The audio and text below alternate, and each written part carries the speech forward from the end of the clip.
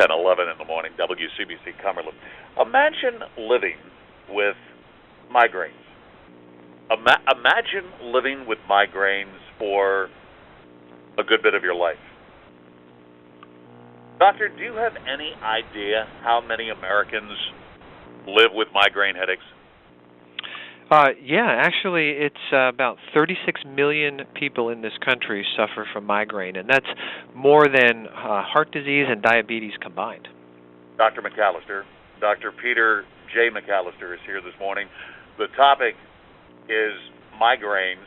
Doctor, where are you located? What do you do, and what do you bring to the table about this topic? Well, first of all, thanks for having me on, Dave. It's a pleasure. I used to live not too far from there, down in Richmond. I'm a headache specialist, and I'm up the coast from New York City in Connecticut. I run a large headache center and do clinical research on migraines, and I was one of the investigators on a large nationwide study a few years ago that approved Botox for the treatment of chronic migraine. I know. Everybody just went, Botox? I used to watch. Hard to believe. Did you ever watch the TV show Nip Tuck? Once in a while. Surgeons. Botox got a rap and a bad reputation from that TV show. There are some positive applications, though, I take it, for Botox. Well, absolutely. I mean, of these 36 million Americans who have migraine, so we're talking about a throbbing, very painful, nauseous, light-sensitive headache that leads to concentration trouble, and you just can't get up and go to work or take care of your kids or have quality of life. There is a subset of that 36 million, about 3.2 million, who suffer from chronic migraine, and that's how you started your show. This is 15 or more headache days per month, each headache lasting more than 4 hours, and at least half of these headaches in the month having migraine-associated features like the light and sound sensitivity and nausea. So this is the kind of worst of the worst. These people's lives are on hold, and it was, fortunate that about a decade's worth of study culminated in October 2010 with Botox, this stuff from Nip and Tuck that everybody knows, being FDA approved for the treatment of chronic migraine. This was a game changer. Take a moment and talk to the employers that might be eavesdropping on this conversation this morning, Doctor, because I have a sense, and I might even be this way a little bit myself, if you don't know anyone with a migraine headache problem, if you don't have a family member, if you don't have one yourself, this may sound like the guy that calls in once or twice a week that just doesn't really want to work very much. Well, I suspect there are people like that out there, but the majority of patients, the vast majority of my patients with migraine would love to go to work. But here's some statistics for you. Migraine is the number one cause of absenteeism from the workplace. It's the number 5 cause for going to emergency departments and seeking care. The World Health Organization considers untreated migraine the 7th medical disabling condition, and in women, the number 3 most disabling condition. So although nobody dies of migraine or chronic migraine, the effect on one's life, the inability to get to work, to raise your kids, to go to family outings, to have quality of life, is dramatic and is right up there with some of the big diseases that we all think of as, being bigger players. What qualifies for chronic migraine? So it's 15 or more headache days per month. So this is the group that usually starts out with a few headaches per month, but for one reason or another, their headaches get ahead of them, and now they're into half the month or more. In fact, many of them have 24, 28, 30 headache days per month with the associated features like the light and sound sensitivity, the mental slowing, the nausea, the smell sensitivity, etc. The day-in, day-out disability of migraine ranks higher than a whole lot of other conditions, including asthma and diabetes and high blood pressure. Can you quantify it? In other words, to my knowledge, I've never had a migraine headache. But scale of 0 to 10, when I've had a headache, it's probably 10 the worst. 1 is it bothers me a little bit.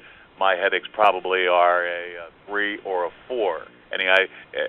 Have you had them, or can you tell me what your patients tell you? Sure. So your headaches are most likely tension headaches, and that's what 90+% of us have. And that's just a kind of annoying or nagging headache, and a little over-the-counter medication can usually knock it down. We're talking about a medical condition, migraine, and we know that there's a whole cascade of neurotransmitter changes and inflammation in the brain. It's a genetic condition. It runs in families, and these people aren't, on that 0 to 10 pain scale. They're not 2s and 3s and 4s. They're 7, 8, 9s, and 10s. So it's hard to function. It's hard to sleep. They don't want to engage in hobbies. They kind of snap at their spouse. It's just not a way to be in this type of pain. Chronifying it, that is going from 6 headaches a month to 14 to 22, increases one's risk of depression and anxiety, increases healthcare costs. And of course, if you can't hold down a job, not because you're not good at it, but because you keep calling in sick to work, it affects your bottom line as well. Doctor, I wonder how big is the problem, meaning I don't have a good diagnosis. I live with this, but I don't have a diagnosis. Yeah, that's a great point, Dave. And because most of us have had a headache before, there exists a large group. In fact, it's probably 80% of chronic migraine sufferers don't even know they have this diagnosis because they are going to the pharmacies, trying over-the-counter products, calling in sick to work, and kind of suffering, what I call suffering in silence. If they can recognize that you don't have to have all these frequent headaches and associated symptoms, they should be getting to a headache specialist or neurologist, and they can be offered treatment, which for chronic migraine may include Botox. Talking with Dr. Peter J. McAllister, and the topic is chronic headaches, chronic migraine headaches. Now, this conversation is made possible by Allergan. They're the makers of Botox. I take it that Botox is the only FDA-approved treatment for chronic migraine? Yeah, it was approved in October 2010 based on a very large study of over 1,300 patients, where we saw a drop in the number of headache days by about 9 and a drop in the number of headache hours by about 40. So I tell my patients it gives you basically a work week back of headache freedom, and that's a number that really resonates with them. Will they treat children, or will they only treat adults with this? So it's FDA approved in 18 and older. So it's really this is a treatment that is for adults. How it sounds like an old comedy line from some TV show, but how effective is it? Do you have info on that? Sure. No medicine works in everybody all the time. So there was a group that really didn't respond so well. But in the responders, we were looking at 9 headache days per month reduced, 40 headache hours reduced, and that was just the average. So there are some folks, and I have many in my practice, who have changed over from chronic migraine back into a very infrequent migraine pattern, and really feel like they've reclaimed their lives. Doctor, this is always a tough question, but I do this with my own doc, so here it is. If your wife or your children, adult children, were suffering from migraine, chronic migraine, would you have her do this? Would you have them do this? Well, it's funny you ask that, Dave. It almost sounds like a setup, and my wife is more than vocal about it, so she certainly wouldn't mind. She is a chronic migraine sufferer. She gets Botox for migraines, and it's extraordinarily helpful for her. I dumbed into that one, didn't I? You sure did. It was great. The product is Botox.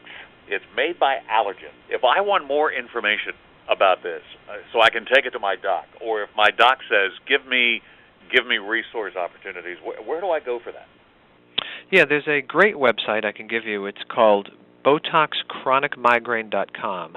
And if they go to BotoxChronicMigraine.com, it's got great information on migraine, on chronic migraine, treatments, and a bit about Botox. And it has even a place where you can enter your zip code, and it can give you a list of doctors who have interest and expertise in chronic migraine to get the treatment that you need. There you go. Give me that website again, please. Sure. It's BotoxChronicMigraine.com. BotoxChronicMigraine.com. I'll save that address. If you need it, give me a call, and I'll be happy to pass it on.